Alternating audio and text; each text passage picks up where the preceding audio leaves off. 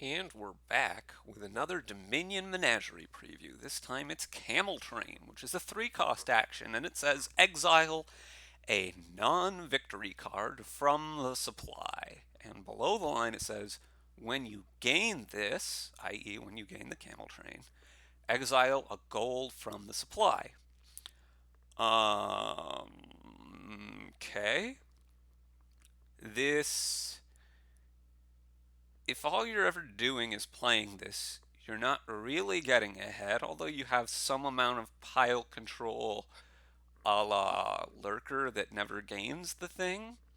Unlike Lurker, you don't have the downside of your opponent being able to take the thing that you've worked to be able to get in a couple of whatevers. Um, but it's not really getting you ahead if all you're doing is this, and it's a terminal. I guess, first of all, there are some ways that it can get you ahead anyway, right? It's a little bit of pile control. I gotta think more about that. It's making cards your cards. Since you're the one exiling, it goes onto your exile mat. So, for instance, when you gain this, you exile gold from the supply. If the gold was helpful to you for keep or palace points, then you immediately get those keep, well, not immediately because scoring doesn't happen until after the game ends, but you're going to have those keeper palace points when the game ends, and this is obviously cheaper than the gold, so there's that, right? It's a way of making cards yours, and it's a way of making those cards yours without necessarily having to put them in your deck. So maybe for Fountain, you're going to exile a bunch of coppers to score your 15 points, without necessarily needing to have all those garbagey coppers in your deck. Um, so that's something it can do. And I am sure this is one of the big reasons why, especially this card does not says non-victory. Because if you could get victory cards from it, then you're just like effectively gaining provinces without the downside every time you're playing it, which would be incredibly good for a 3-cost, right? But you can't do that because, the designer and the balancing people are sane. Um, cool. So, what else is going on? Well, this is kind of like a workshop in some ways, in that it's going to gain you a card, but it's more expansive than workshop because it's not limited by cost. Uh, it is somewhat more restricted because it can't get victory cards, but it also requires you to do more work, right? You don't immediately gain the card. In fact, you're never going to gain the card. So you're going to miss out on gain effects. Would not recommend exiling Border Village with this very often, for instance, because the big thing for Border Village is that it's an on gain effect. Um, so whenever you get the Border Village onto exile or in your mat, you're never getting that on gain effect because you're never gaining that Border Village. So that's something to watch out for. Um, Border Village lackeys, spices. There's a number of cards, Silk Merchant even, right? That are much less good if you're not gaining them. They might still be okay cards, but they're not nearly as good as when you gain them, right? So that's one thing. Um, but the big thing I think is, okay, so how hard is it to make the benefit out of this? And I think it's not that hard. You need a card that you want to have multiple copies of, and probably like multiple copies of. So if it's, I don't know, some trasher, right? Like count. This is not going to help you get count faster. It'll help you get your second count faster, but did you really want your second count? Probably not. I mean, maybe, but the first count is a lot better than the second count, and this can never get you your first count. So somebody edge case me, but I don't see a way. Um, Having said that, there's almost always cards you want multiples of, and you're almost always able to get a copy of those cards. Um, Now, the tricky thing is, this won't help you that much for like potion cost cards to get around the potion cost. You're still going to have to get that potion and buy that card to be able to get one.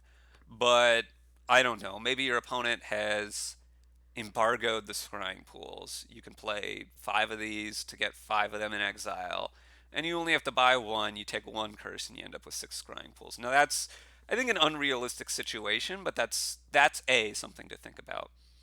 Um, More realistically, it's you're gonna take another King's Court or another lab or something that costs five or more probably, um, and you're gonna exile it. You're gonna exile one, and then you're gonna buy one. And at that point, this has mostly gained, or not technically gained, but given you a copy of, say, your five cost. But it's not immediate. You had to do the work to get the other lab first. How strong is that? Um, I think it's okay. I think the more expensive of a card you're exiling, the better it is. But you also need to be able to get that card anyway.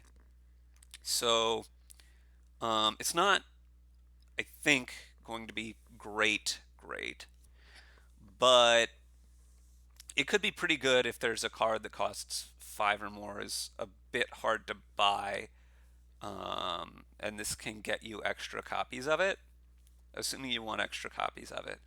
In any case, though, I think this is very rarely going to be a card that you actually want to open. It's going to be a card you want to get a bit later in the game. Maybe turn 3, turn 4, maybe turn 5, turn 6, somewhere along that range before you want to get it. Because if you get it turn 1, turn 2, it's an economic drain on you, and you're not going to be able to get the multiple copies of whatever that card is, unless the card was very cheap. And if the card was very cheap, why weren't you buying it to start with? So um, that's something to watch out for. And then once you have it, right, it is some more pile control. It can gain you, not gain you, get you extra cards for Feedom or Vineyard, or Feedom's probably a bad example because like it's just getting you extra silvers, but Keep or Fountain or Palace or Vineyard, right? It could get you extra cards that are going to help you in scoring if they're not victory cards. So that's something to watch out for. The obelisk pile, right? With the obelisk pile, this will score you 2 points. The gold, okay, so this is the last thing, is the gold that you exile when you gain this card is, I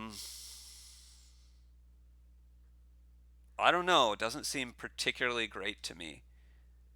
You need to gain another gold for you to get the gold. So if you do gain another gold, then this has been a, however good this card is that came with a gold. I don't know. That seems like a pretty small part of its power, but maybe I'm missing something there. Um, yeah, I guess in money decks, it's probably fine. It's probably not very good, but it's probably better than Stone Nothing on the one card kingdom. But I really don't think money decks is where this wants to be. I don't know.